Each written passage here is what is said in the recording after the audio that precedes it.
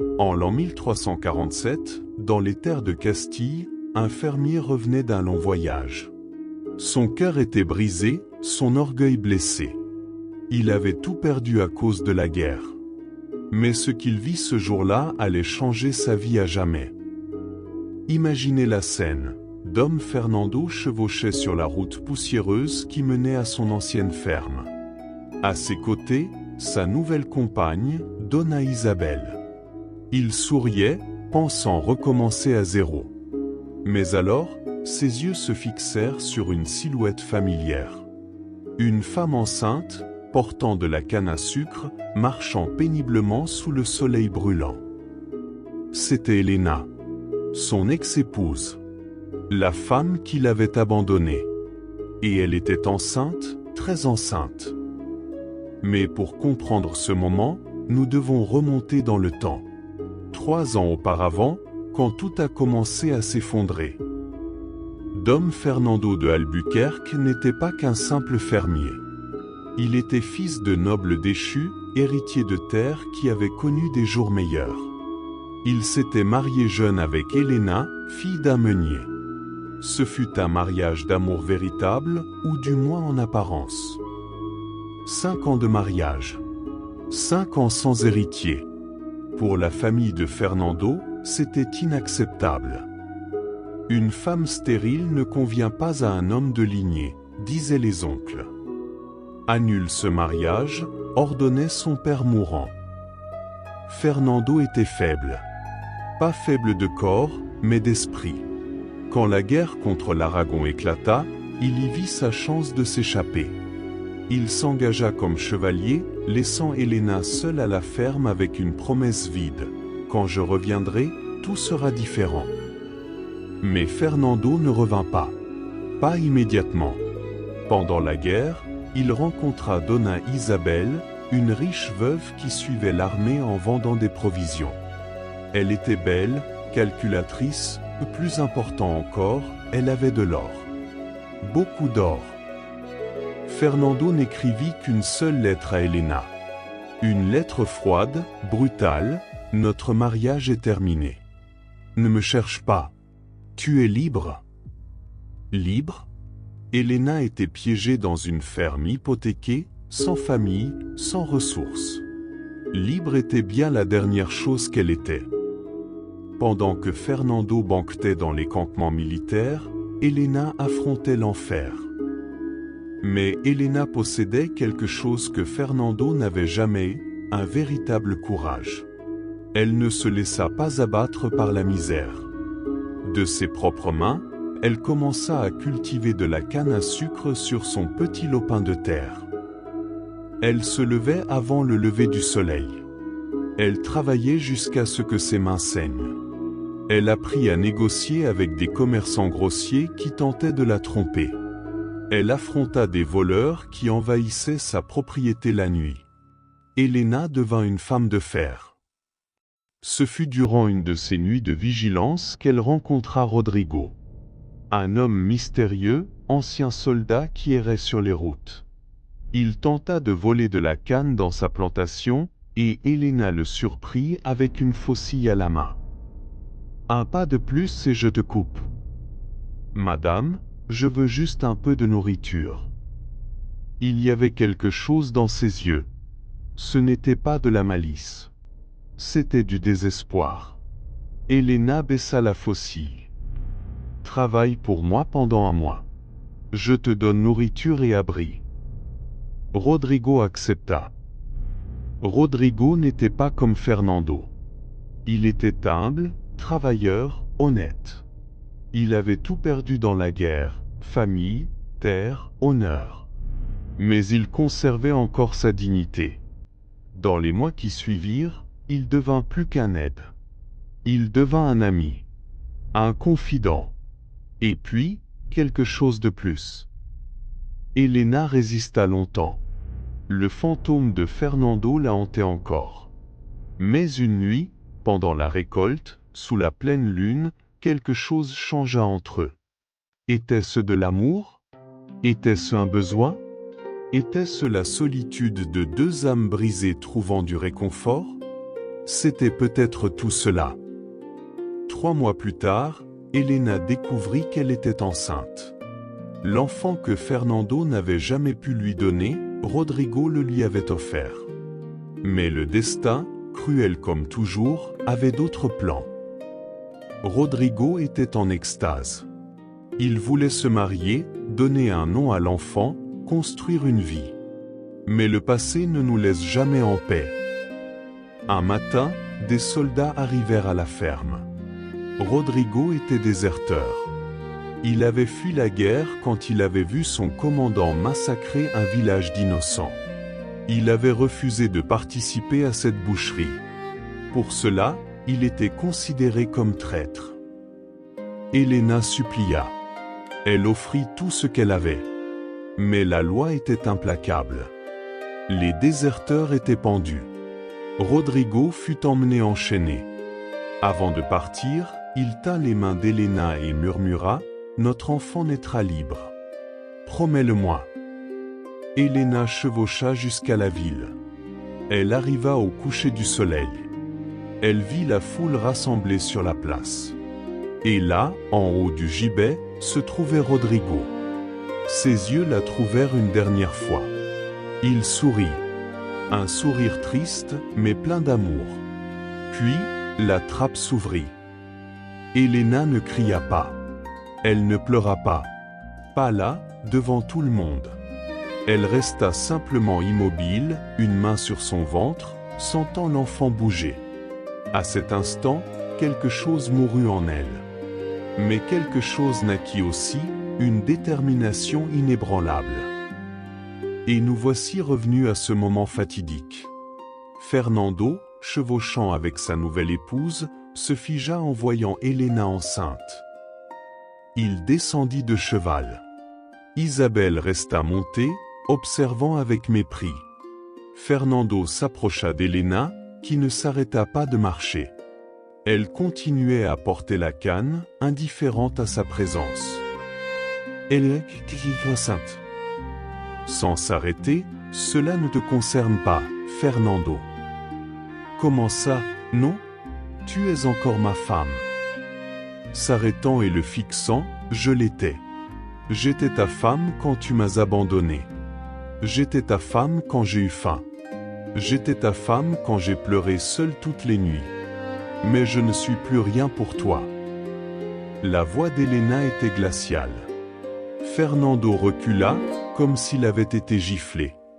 Isabelle, impatiente, cria depuis son cheval, « Fernando, laisse cette femme. Allons à notre ferme. » Notre ferme.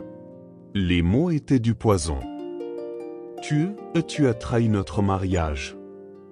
Riant amèrement, notre mariage? Tu l'as détruit quand tu m'as envoyé cette lettre. Je n'ai rien trahi. Tu n'as plus aucun droit sur moi. De qui est cet enfant? D'un homme meilleur que tu ne le seras jamais.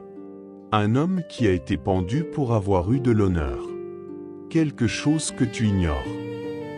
Fernando n'était pas seulement orgueilleux. Il était dangereux. La nouvelle qu'Elena était enceinte d'un autre homme le remplissait de rage. Pas par amour, il n'en avait jamais eu. Mais par orgueil. Comment oser une femme qu'il avait rejetée aller de l'avant? Isabelle, encore plus cruelle, planta une idée venimeuse. Elle vit sur terre à terre. Techniquement, vous êtes toujours mariés. Tu as des droits sur elle et sur l'enfant. Fernando sourit. Un sourire qui n'atteignait pas ses yeux. Fernando utilisa ses relations. Il forgea des documents. Il prétendit qu'Elena était sa femme légitime et que, par conséquent, l'enfant était son héritier légitime. Il voulait contrôler la ferme d'Elena, qui prospérait maintenant, et utiliser l'enfant comme un outil. Mais Elena n'était pas seule. Les années de lutte l'avaient transformée. Elle connaissait chaque famille de la région. Elle avait aidé des veuves, prêté du grain en temps de famine, défendu les faibles. Le peuple l'aimait. Et quand Fernando arriva avec ses papiers légaux, le peuple se souleva. Le prêtre local, Père Miguel, un homme juste qui connaissait la vérité, déclara publiquement « Fernando de Albuquerque a abandonné sa femme. Devant Dieu, ce mariage est mort. » Les commerçants refusèrent de négocier avec Fernando. Les travailleurs des fermes voisines offrirent leur protection à Elena. Les tensions s'accrurent pendant des semaines. Fernando, désespéré et humilié, planifiait quelque chose de drastique. Et puis, par une nuit de tempête, le moment arriva. Elena entra en travail pendant la pire tempête de l'année. Les éclairs déchiraient le ciel. Le vent hurlait comme des loups affamés. La sage-femme, Donna Béatrice, accourut pour l'aider, mais il y avait un problème. L'enfant était en position difficile. Elena pouvait mourir. Fernando apprit l'accouchement. Isabelle, à ses côtés, murmura « Si elle meurt, tu gardes tout. La ferme, l'héritage, sans complication. » Fernando monta sur son cheval. Cette nuit déciderait de tout. Fernando arriva à la maison d'Elena au plus fort de la tempête. Il pouvait entendre les cris de douleur à travers les murs. Donna Béatrice sortit, désespérée, « Seigneur Fernando, nous avons besoin d'aide. Elena est mourante. J'ai besoin d'herbes qui ne poussent qu'en haut de la montagne, mais avec cette tempête. » Fernando resta immobile. Il pouvait simplement partir. Laisser la nature suivre son cours. En quelques heures, il serait libre. Ou, il pouvait chevaucher jusqu'en haut de la montagne, risquer sa vie, et sauver la femme qui l'avait trahi. La femme qui le haïssait maintenant. La femme qui portait l'enfant d'un autre homme. Et alors, pour la première fois depuis des années, Fernando fit le bon choix. Il monta sur son cheval et chevaucha vers la montagne. La pluie le fouettait. Les éclairs faillirent le frapper. Son cheval glissa 2 fois. Mais il continua. Il trouva les herbes. Et il revint. Fernando remit les herbes à Donna Béatrice. Elle prépara rapidement le remède. Elena le but, encore inconsciente de la présence de Fernando. Et puis, après des heures d'agonie, un cri résonna dans la maison. Une fille. En bonne santé, forte, parfaite. Quand Elena ouvrit enfin les yeux, épuisée mais vivante, Donna Béatrice lui raconta tout. Fernando a apporté les herbes. Il a sauvé ta vie. Elena resta silencieuse. Fernando, mouillé et tremblant dans un coin de la pièce, attendait. « Pourquoi? Pourquoi as-tu fait ça ?» D'une voix brisée, parce que j'ai été un lâche. Parce que j'ai détruit la seule bonne chose que j'avais. Parce que tu méritais de vivre. Parce que cet enfant, elle est innocente de tous mes péchés. Tu crois que ça efface tout? Non. Ça ne l'effacera jamais. Mais je ne peux plus vivre avec ce poids. Elena, je suis venu ici ce soir pour prendre ta ferme. Pour utiliser ta fille comme une pièce de jeu. Mais quand j'ai entendu tes cris de douleur, j'ai réalisé que j'étais devenu un monstre. Elena regarda la fille dans ses bras. La fille de Rodrigo. La fille de l'homme qu'elle avait vraiment aimé. Et puis elle regarda Fernando, pathétique et brisé devant elle. Elle aurait pu le détruire d'un mot. Mais Elena dit, « Pars, Fernando. Signe les papiers qui annulent notre mariage. Laisse-moi en paix. Et peut-être, juste peut-être, qu'un jour tu trouveras la paix que j'ai trouvée. » 5 ans passèrent. La ferme d'Elena devint la plus prospère de la région. Sa fille, Maria, grandit forte et joyeuse, écoutant des histoires sur le père courageux qu'elle n'avait jamais connu. Elena ne se remaria jamais. Elle n'en avait pas besoin. Elle avait trouvé quelque chose de plus précieux que la romance, elle s'était trouvée elle-même. Fernando signa les papiers. Il annula le mariage. Isabelle le quitta quand elle réalisa qu'il avait tout perdu. Il erra pendant quelques années, travaillant comme mercenaire. Mais cette nuit de tempête l'avait changé. Finalement, il s'installa dans un monastère, dédiant sa vie à aider les orphelins de guerre. On dit que Fernando ne prononça plus jamais le nom d'Elena. Mais les nuits de tempête, il regardait par la fenêtre et murmurait une prière.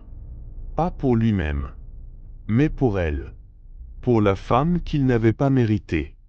Pour la femme qui, même dans les ténèbres, avait trouvé la lumière. Voici l'histoire d'Elena et Fernando. Une histoire de trahison et de pardon. De faiblesse et de force. De comment l'amour véritable n'est pas toujours romantique, parfois, c'est le courage de laisser partir. Et de comment la plus grande vengeance n'est pas de détruire son ennemi, mais de bien vivre malgré lui. Que les terres de Castille gardent à jamais la mémoire d'Elena, la femme qui a transformé l'abandon en libération, la douleur en pouvoir, et la haine en sagesse. Et que Fernando serve de rappel. Peu importe jusqu'où vous tombez, il y a toujours un choix. Il y a toujours un chemin de retour vers la lumière.